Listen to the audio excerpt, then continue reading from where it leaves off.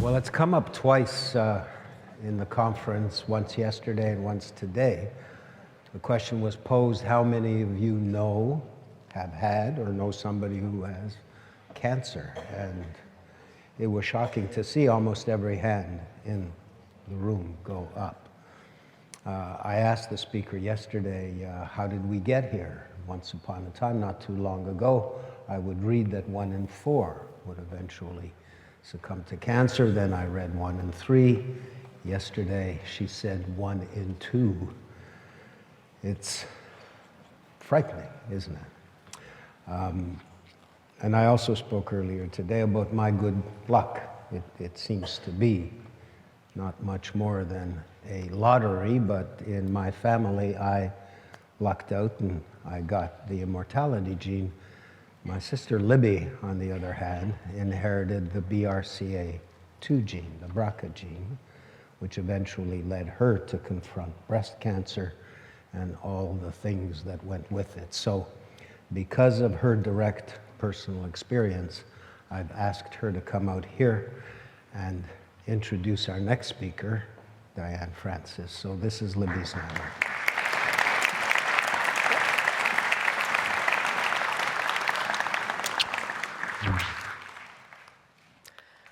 So Moses asked me to introduce Diane, I think, as a kind of counterpoint. And actually, we have a lot in common. We're both journalists. She, of course, is a preeminent journalist and author.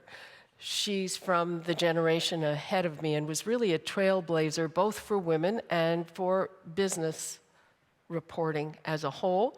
She became the first woman editor of a national daily newspaper when she took the helm at the Financial Post in 1991. Not that long ago, eh? Diane is the author of 10 books. I have one. It's on sale upstairs. And in those days, in the 90s, I was covering money and business, and we used to run into each other often. And those were really heady days because business television was coming into its own, and there was also a big newspaper war between the National Post and the Globe and Mail, where my husband worked, which meant we were all really hot commodities. And actually doing this intro made me think of that very sweet time that I hadn't been close to mine, because as everyone knows, it's very, very different now. And it wasn't all work. Diane and I both loved to play tennis, and for a while we were part of this very gossipy insiders doubles game at the club where we both belong. But I was very dismayed to find that we are both now actually members of another club, and that is the Cancer Sisterhood. And there's also an IdeaCity connection, because I remember back in 2006, I'd be tiptoeing into IdeaCity late after an MRI, maybe an ultrasound, because it was actually during the conference that I was in the midst of being diagnosed with my first cancer, which was breast cancer. And I remember being very grateful that the fascinating talks here could distract me from that, maybe for an hour or so. Now, Diane got her bad news just after last year's conference.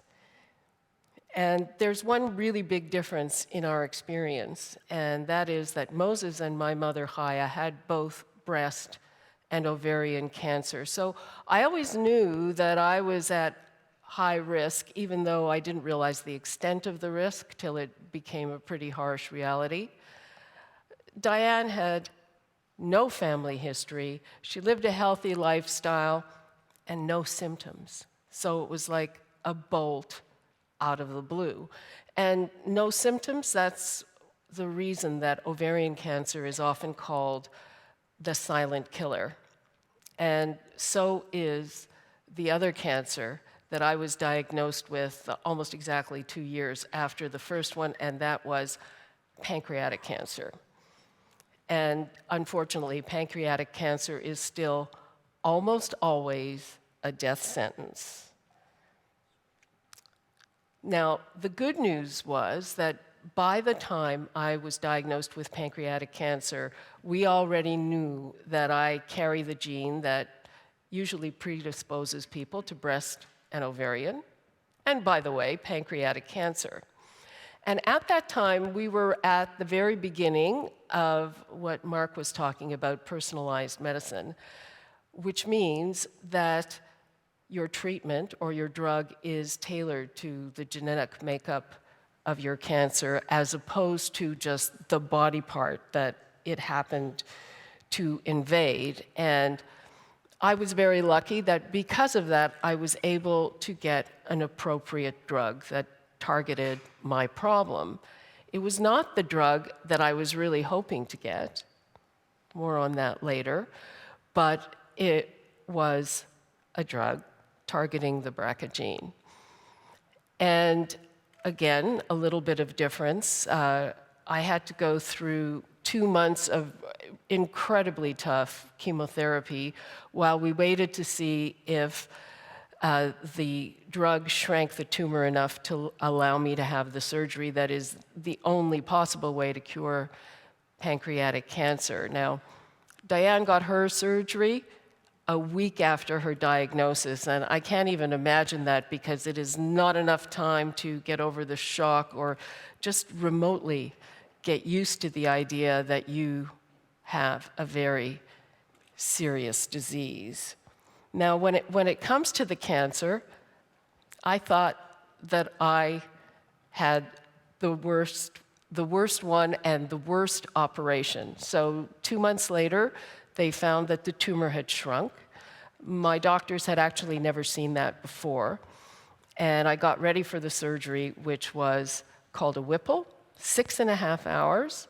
They took a quart of my pancreas, half my stomach, a whole pile of small bowel, and then kind of reconnected it all together. And as I said, I thought that was the record, but Diane's surgery took 11 hours. I'm going to let her tell you all about it. And when I was receiving chemotherapy, there was a whole new class of drugs called PARP inhibitors, and everybody was very excited about them, especially for the kind of mutation that I had. And I wanted to move heaven and earth to get that drug. And I couldn't get it. It was experimental. My doctor at the time was the chief at Princess Margaret Hospital. He couldn't get it. Now these drugs are approved. They're not necessarily covered in all cases. And when I was chatting with Diane, she was telling me how grateful she is that she is able to afford it. And that struck me as a really nice note of grace, to be grateful in the midst of all this loss. The other thing, though, is, it's not all loss. There are actually positive things that can come out of this experience. There's a long time afterwards where you wake up just happy to be alive. That's not the usual every morning. For both Diane and me, before cancer, we actually used to have to struggle with those 10 extra pounds. Not a problem anymore. And the thing about preparing to introduce her is that it kind of brought it all back to me, not so much the details, which I'll never forget, but the feeling of it is like the anxiety followed by hope and nausea. Those things don't really come to the surface naturally anymore, because in a few weeks it will be 11 years since my diagnosis. Thank you. So, Diane Francis, my message to you is it's going to get better.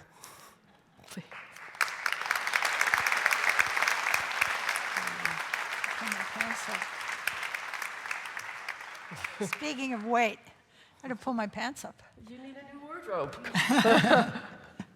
Thank you. Very nice intro. Are we getting? Okay, we're gonna get Are our we getting a picture here? picture or yeah. later. You gonna take Yeah, our picture? Yes. Yeah. We're used to taking orders from floor directors. Yeah. We do as we're told. Okay. Over this way. Okay. Sure. Yeah, In front of the hats. thank Oh, you, Diane. Yeah, okay. get together. You look great. Very nice. You're like the poster children for great health. This is amazing. That's beautiful. Thank you. Thank Now, you. Is that it for you? For me, that's it. The floor is yours.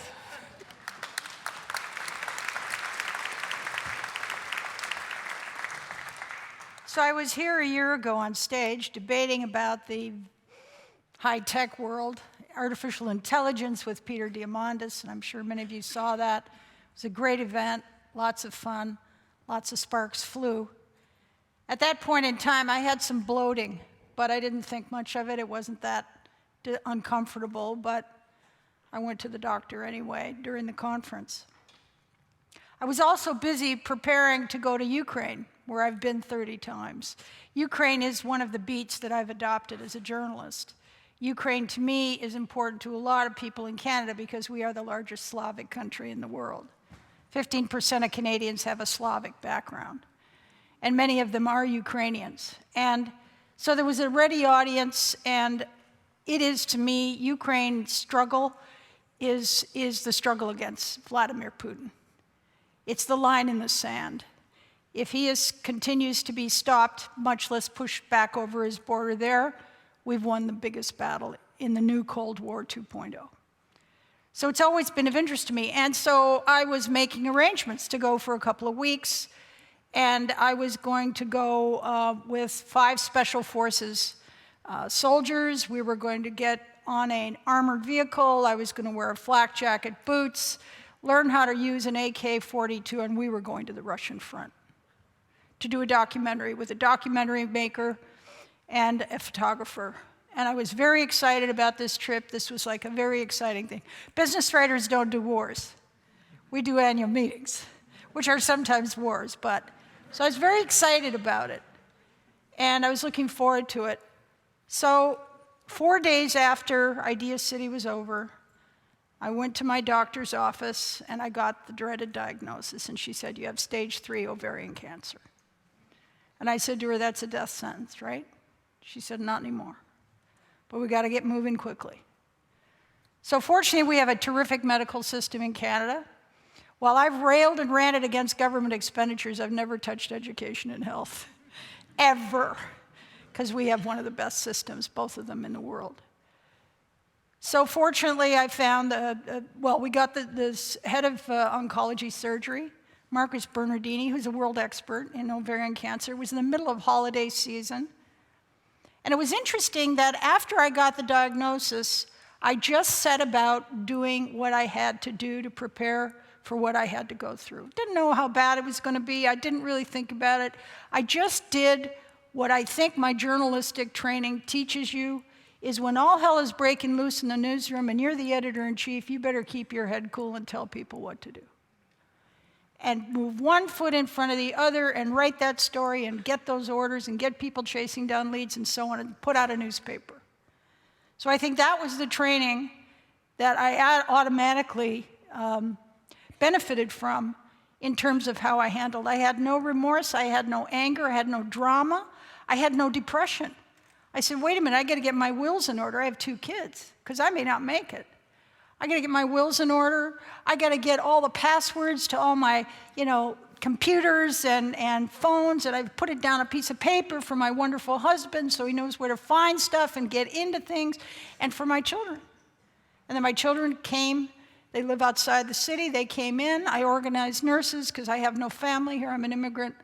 My husband works long hours, and my kids don't live in Toronto. So I had to organize all that. And as Libby mentioned, fortunately during that week and the lead up to the surgery, I had the doctor's appointment, and he sat down and he explained, okay, we have 2 options here. He said, you can either have a big radical surgery first and chemo afterward, or you can have big chemo first and a smaller surgery afterward. And I said, you know what? Get it out. I want it out. Let's get it out. So he said, okay. Now he said, the only reason I've offered you these 2 options is because you're in such good physical condition. I played, walked, or swam for decades, every day. I did one of the other three, every day. I slept 9 hours a night. I'm a champion sleeper. I ate reasonably healthily. And stress, I learned how to manage very well. So I just went about my business. I had to cancel all my arrangements in Ukraine, which I was very upset about. Fortunately, what distracted me during the week leading up to the surgery was the World Cup was on. And I love the World Cup. And I'd go to a sports bar near my apartment and watch 2 games with a couple of beers and talk to the guys, and I just loved it. So that was very beneficial.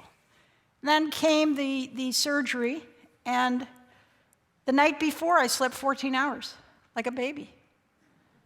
No anxiety. Like I must be a simpleton or something, I thought. What is going on here? This is not about heroic. This is just the way it was. And the surgery, we went into surgery, and then what followed, and the doctor also said, we're going to do the surgery.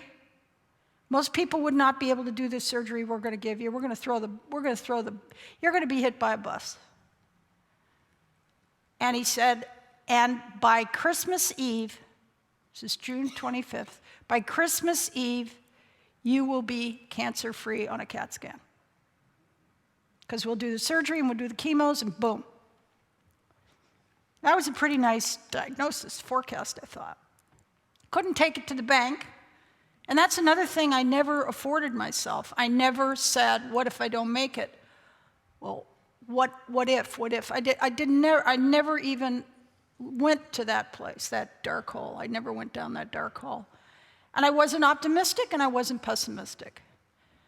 So we went to the operation, 11 hours. And here's something very synchronicity weird. Is the day I went through that operation at Toronto General Hospital was the day I was going to get on that armored vehicle and go to the war front. Strange. Both were risky. So I guess because I was willing to do that journalistically, the surgery was, well, this is what we have to do.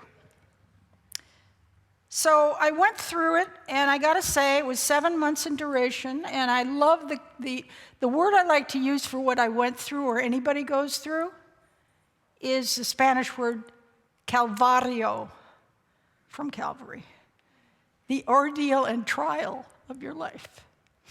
And that's what it is.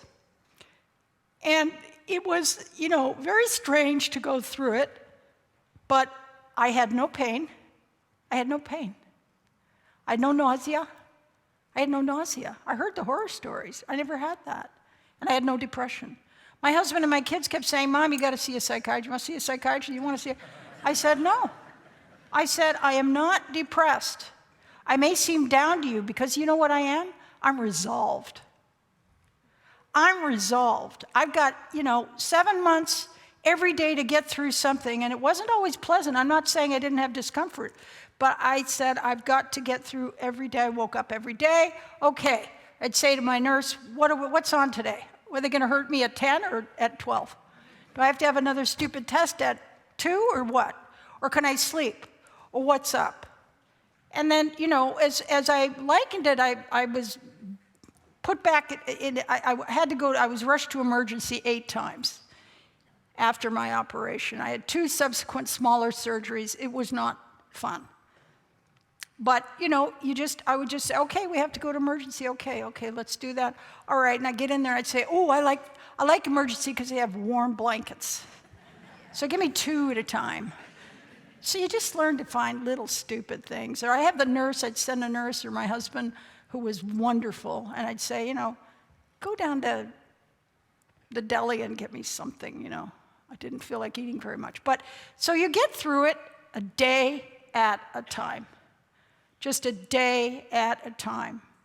And it's resolve.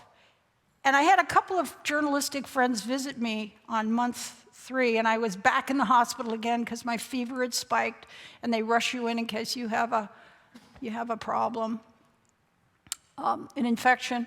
And they sat there, and I said, gals, you know what I'm going through? I just figured it out. Being a writer, you're trying to analyze. I said, here's the metaphor. I'm John McCain. I'm in here. For how long, I don't know. And I don't know what they're going to do to me today or tomorrow or next week. I don't know if they're going to hurt me or make me feel better or what's going to happen. I don't know the tenure. I'm in a prisoner of war. I'm a prisoner of war camp. And that's actually that helped me sort of break through and stop thinking any other thoughts about what I was going through. This is what I had to do. It was my Calvario, and on with it. So sure enough, by Christmas Eve, I had my CAT scan after 6 rounds of chemo. And I was cancer-free.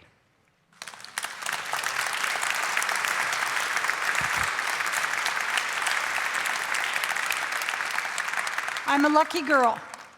Now, the cancer, as Libby said, I didn't have a genetic proclivity toward it. Nobody in my family had cancer.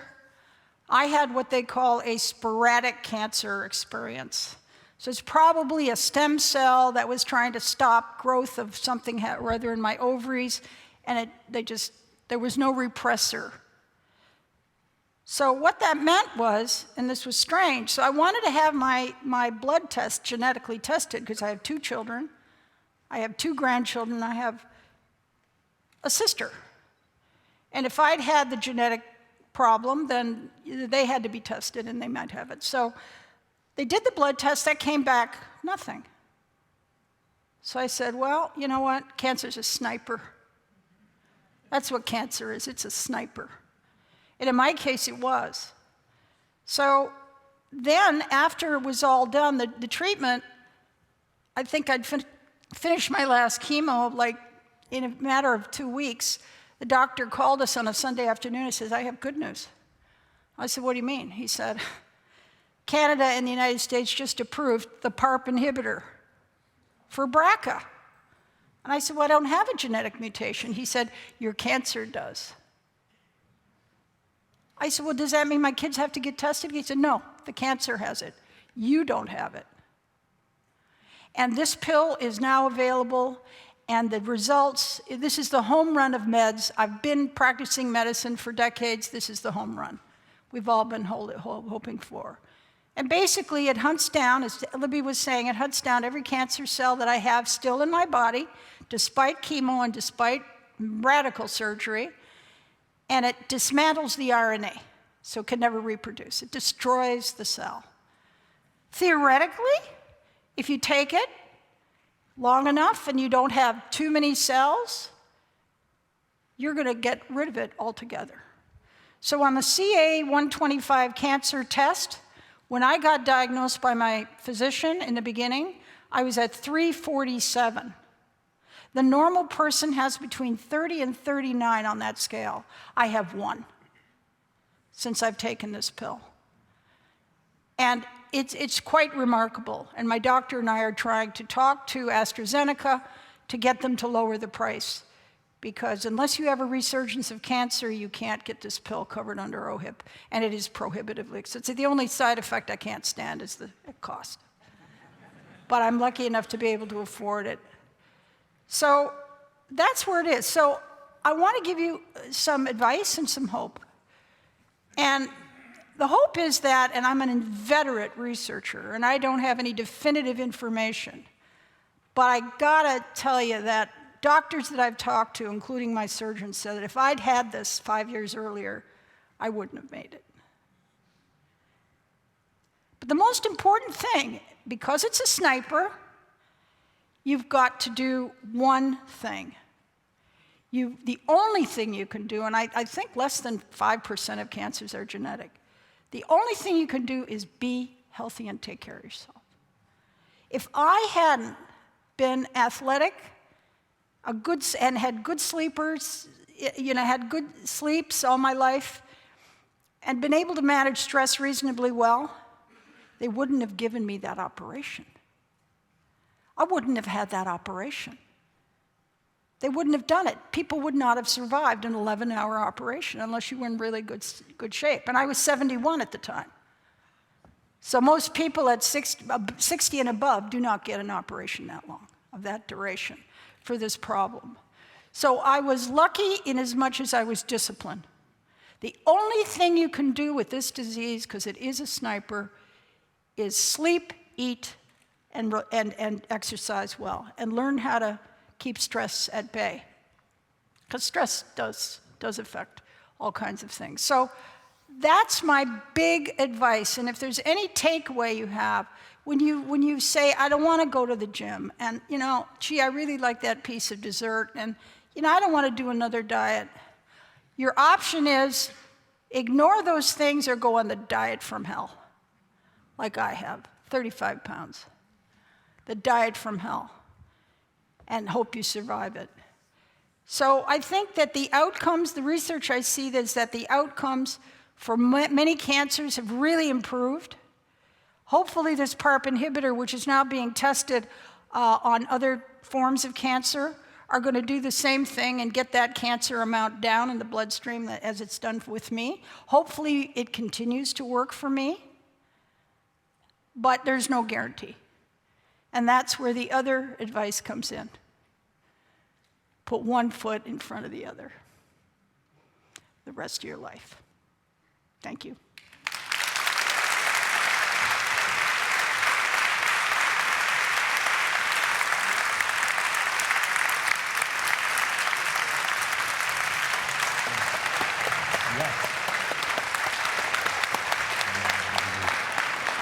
Did I do good?